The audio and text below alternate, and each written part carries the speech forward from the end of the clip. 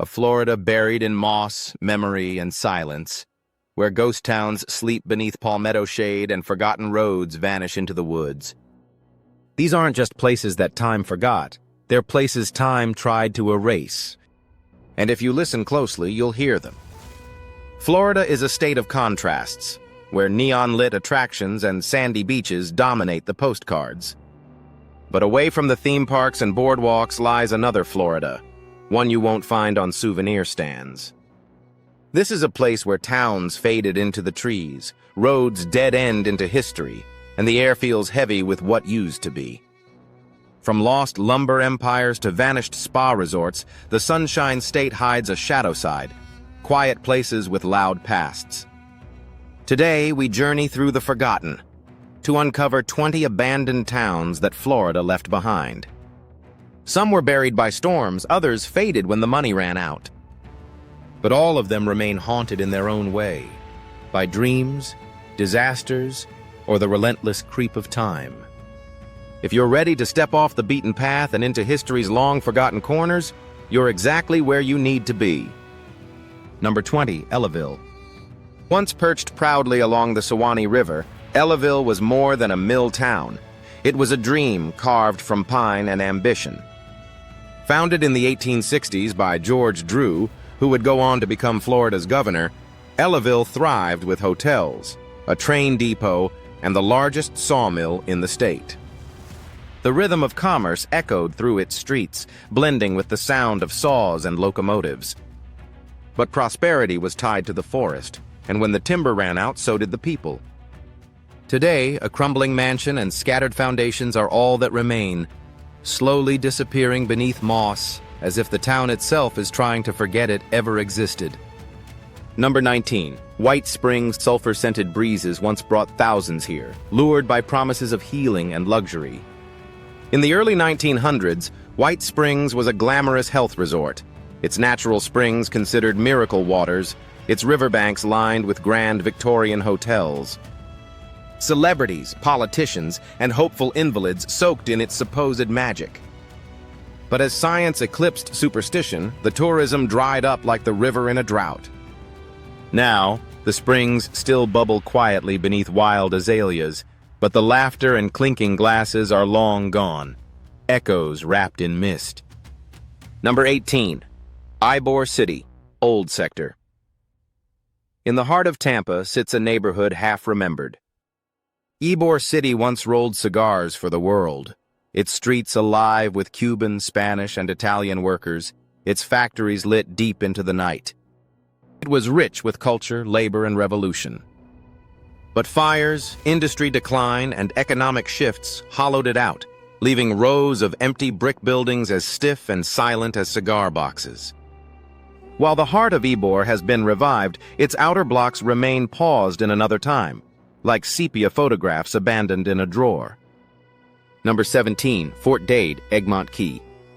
Few expect to find a ghost town on a 1.6-mile island, but Egmont Key holds secrets beneath its sea grapes and shifting sands. Built during the Spanish-American War, Fort Dade was a full-fledged military community, complete with electricity, a theater, even a bowling alley. Then peace came, and the soldiers vanished. The structures weathered salt and sun, their walls softening under ocean breath. Today, only empty batteries and rusted metal remain, as if the island never quite woke up from its last retreat. Number 16. Centralia. Deep in the Withlacoochee forest, the earth still remembers the rumble of industry. Centralia, founded in 1910, was once home to the largest sawmill in the South, a bustling town with electric lights, housing, and a hospital. It blazed brightly and briefly, fueled by the cypress it devoured. But when the swamps were stripped bare, the economy collapsed, and the town disappeared just as fast as it rose. Now, among the pines, deer walk over cracked bricks and moss-covered machinery, silent heirs to a forgotten boom town. Number 15, Brewster. Hidden deep in Polk County behind rusted gates, Brewster was a phosphate powerhouse, a company town built and owned by American Cyanamid. At its peak, it pulsed with life. schools, hospitals, police, even a movie theater, all rising from the profits buried in the ground. But when the phosphate dried up, so did the paychecks, and the town's fate was sealed. Buildings emptied, windows shattered, and nature tiptoed back in, careful but relentless. Today, it's privately owned, closed to the public, a fenced-off fossil of industry where even time seems unwelcome. Number 14. Pine Level. Some towns never get to fulfill the story they start. Pine Level, once the county seat in what is now DeSoto County, stood tall with courthouses, saloons, and every sign of promise. It was meant to be a regional hub, a place of power and permanence. But when the county seat moved, so did its fate. Now all that survives is a lonely church and scattered gravestones, like punctuation in a sentence no one finished writing. Number 13, Eldora. Within the humid hush of Canaveral National Seashore, a ghost town sleeps by the water's edge. Eldora thrived on oranges, a citrus town that once buzzed with riverboats, orchard workers, and dockside chatter. But the devastating freezes of the 1890s erased its purpose in a matter of seasons. The groves died, the people left, and the swamp took over. Today, only the restored Eldora House remains, a museum clinging to memory, surrounded by raccoons, egrets, and the slow lapping of the Mosquito Lagoon. Number 12. Atsina Oti Key. Off the coast of Cedar Key lies an island the sea almost swallowed whole. Atsina Oti was once a thriving port, home to Florida's first pencil mill and the hum of 19th century commerce. Then came the hurricane of 1896, and it erased nearly everything in one furious breath. Survivors moved inland, and the island slipped into silence. Now it sits just offshore, its ruins barely visible among the trees, a ghost wrapped in sea breeze, always just out of reach. Number 11. Carabel Beach, Wellbewood 2. Training Village. There's a secret buried beneath the sands of Carabel Beach. During World War II, this quiet stretch of coastline hosted a replica Normandy village, a covert military installation used to train American soldiers for D-Day landings. Houses were built just to be stormed, pathways mapped for combat. But when victory came, the site was abandoned and left to the dunes. Today, beachgoers unknowingly walk over the remnants of a war rehearsal, never knowing they're stepping on history. Number 10. Gulf Hammock. In the tangled wilds of Levy County, Gulf Hammock once roared with the sounds of saws and rail cars. This was a timber and turpentine town, born in the early 1900s with its own railway, post office, and a workforce, feeding the nation's hunger for pine. But the land was overworked, its resources wrung dry. When the trees stopped giving, the town stopped breathing. Now it's a wildlife management area, a place where rusted sawmill parts hide in brush and dirt roads vanish into nothing. Number 9. Orange Springs. This was once a fashionable escape, a 19th century resort town built around mineral-rich waters that promised healing and leisure. Steamboats ferried guests across Lake George, and elegant hotels stood like white jewels along the shoreline. It even served as a haven during the Seminole Wars. But tourism routes shifted. The waters lost their mystique, and Orange Springs slowly faded into obscurity. Today, trailer homes stand where grand verandas once sprawled, and silence has become the loudest thing in town. Number 8. Rosewood. Some towns are forgotten. Others were erased. Rosewood was a thriving black community in the early 20th century, until 1923, when a racially charged massacre destroyed nearly everything. Homes were burned, families fled, and the town was wiped from maps for decades. The story was suppressed but not lost. Today, the land is quiet and wooded, marked by a simple plaque, a fragile thread connecting us to the grief, strength, and silence left behind. Number 7. Sumica. A town with a name like an acronym spell, Société Universelle Mining Industry Commerce et Agriculture, Sumica was a French-backed settlement built on turpentine and lumber.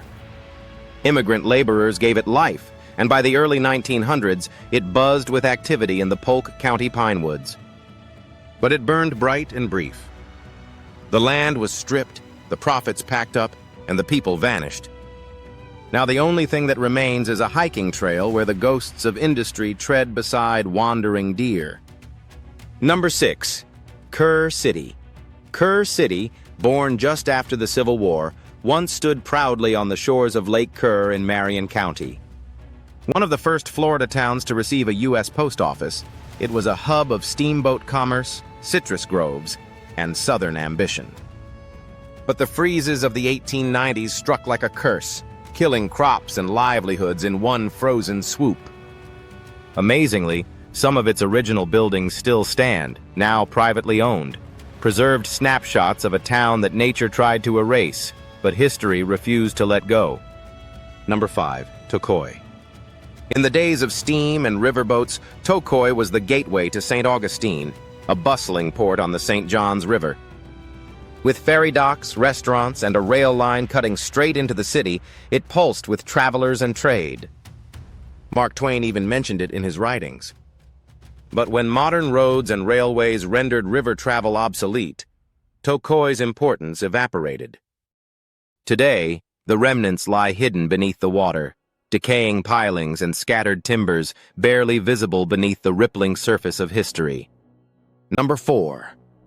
Slavia, just outside Orlando, a quiet farmland whispers the hopes of an immigrant dream. Slavia was founded by Slovak settlers in the early 20th century. Their vision was a self-sufficient agricultural utopia. For a time, it thrived with its own school, general store, and deep-rooted community spirit. But the Great Depression, suburban sprawl, and lack of infrastructure slowly erased it from the map. All that remains now is a Lutheran church, still standing amid the fields, a sacred sentinel to a dream that almost was. Number 3. Prospect Bluff. Few places in Florida hold such powerful, hidden history. Known also as Negro Fort, Prospect Bluff was a British-built stronghold that became a refuge for escaped and freed slaves in the early 1800s. For a time, it was a rare symbol of freedom in the Deep South. But in 1816, U.S. forces destroyed it in a violent explosion that killed more than 200 people, a story often left out of textbooks. Today, only a historical marker stands in the Apalachicola forest, where trees and wind carry the weight of forgotten resistance. Number 2. Eldred. In the 1920s, northern Palm Beach County saw a different kind of gold rush, a pineapple one. Eldred was planned as a lush agricultural haven, complete with canals and plotted streets. But then came hurricanes, flooding, and a market collapse that wiped the dream clean. The town faded before it even had the chance to form. Now it's buried under wetlands and suburban expansion. No ruins, no signs, just old maps and whispers that it ever existed at all. Number 1. Flamingo. At the very edge of the world, or at least the bottom tip of mainland Florida, sat Flamingo, a rugged pioneer town swallowed by the Everglades.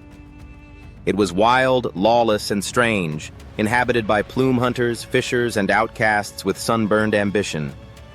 It never had electricity or roads, only mangroves and stubborn settlers. But when the national park was formed, the people were pushed out. Today, it's a campground and visitor center, but the original Flamingo is long gone, a frontier place where mosquitoes still buzz over ghosts, and the wind smells like memory. And there you have it, 20 ghost towns, each one a chapter Florida never quite finished. These aren't just places on a map, they're places where ambition burned, storms raged, and time quietly closed the door. If stories like these fascinate you, subscribe to our channel. Your support helps us keep exploring the eerie, the hidden, and the historical, and we can't wait to share what we uncover next. Thanks for watching.